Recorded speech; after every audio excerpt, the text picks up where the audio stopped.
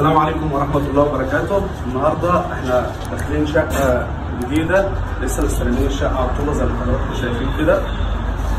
دلوقتي احنا في مرحلة تدريج الشقة عشان نبدأ لسه نأسس بقى السباكة والكهرباء ونشتغل على المحارة، ويعني هنشرح لكم كده شوية تفاصيل ازاي نبقج الشقة وليه بنبقج الشقة أصلا قبل ما نعمل أي حاجة، عشان حضراتكم تبقوا فاهمين معانا مراحل التشطيب من البدايه للنهايه. وعامل ايه يا معلم حماده؟ ايه الاخبار؟ الحمد لله تمام. انت شغال فيها يا حماده دلوقتي؟ ببقى بقى الشقه هنا عشان نشتغل ان شاء الله. ايوه، بتبقى الشقه ليه يا حماده؟ بص كده وركز عشان نعدل الجناب. عشان ايه؟ نعدل الجناب، وبعدين عشان خاطر علب الكهرباء برضه لو ايه الكهرباء يمشي على البؤج بتاعتنا، وعشان خاطر النجار برضه تمشي على ايه على البؤج بتاعتنا دي. وبتبقى بقى الشقه ازاي يا حماده؟ بنبقى بميزان الليزر.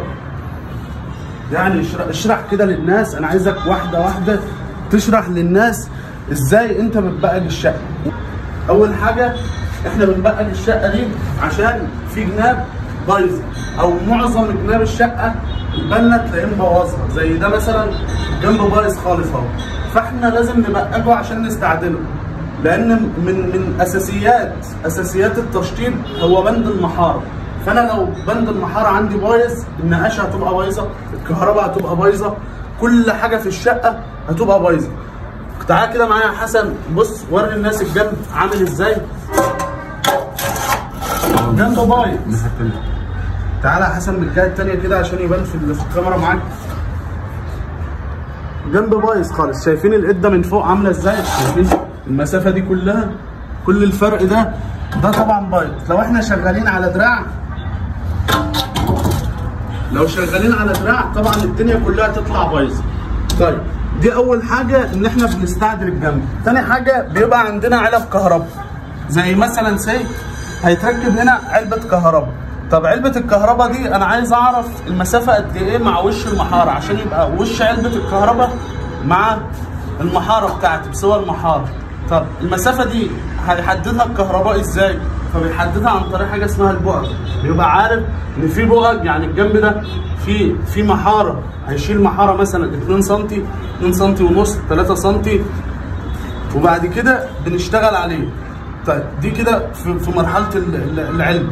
تاني حاجه الحلول. مثلا انا عندي الحلول بتاعه الشبابيك او بتاعه البلكونات، تمام؟ الحلق بتاعه اهو. طيب انا النجار هيجي يستعدل الحلق ده ازاي؟ بيستعدله عن طريق البؤج. طول ما في بؤجه موجوده هو يستعدل عليه. دي اول حاجه. تعال بقى يا معلم حماده، عايزينك تشرح لنا ازاي بقى بنعمل البؤج.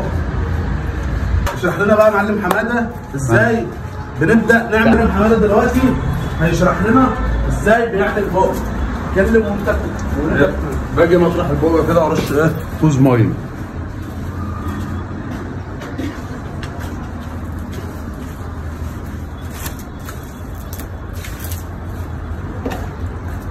انا بقى من بيتي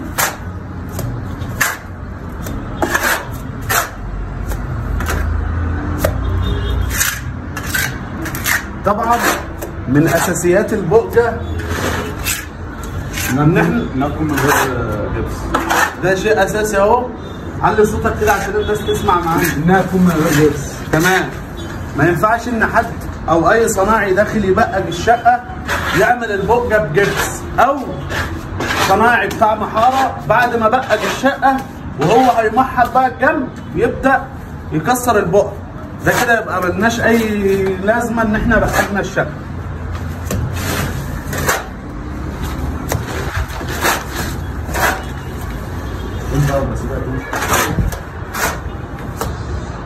واسيبها تنشف بقى براحتها وادرعها زي اللي في البؤج اللي في الجنب التاني ده. تعالى بقى اشرح لنا ازاي انت بتظبط الاربع بؤج دول مع بعض. تعالى حسن كده هنا. بشغل نظام الليزر كده. بالراحه يا حماد. بص، اول عشان نظبط الاربع بؤج مع بعض احنا بنشغل ميزان الليزر بتاعنا ده، تمام؟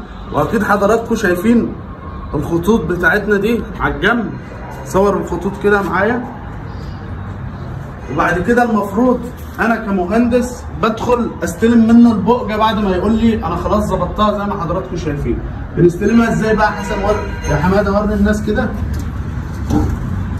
ده كده استلام البؤجه على الميزان، شايف الخط معايا كله موحد اهو على بدايه الابن.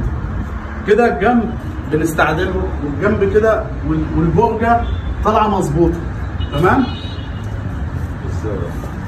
برضو هنعكس البؤجه دي مع البؤجه الثانيه عشان نشوف الربط ما بينهم. شايفين برضو الخط بتاع الميزان طالع عامل ازاي وبس. ودي كده اول مرحله. المفروض اول ما تدخل اي شقه تبدا التاسيسات بكده. في ناس كتير بتبدا تاسيسات كهرباء وسباكه وبتخلي بند المحاره ده اخر حاجه، طبعا ده غلط. المفروض ان ده بيكون اول بدايه تاسيس الشقه. والسلام عليكم ورحمه الله وبركاته.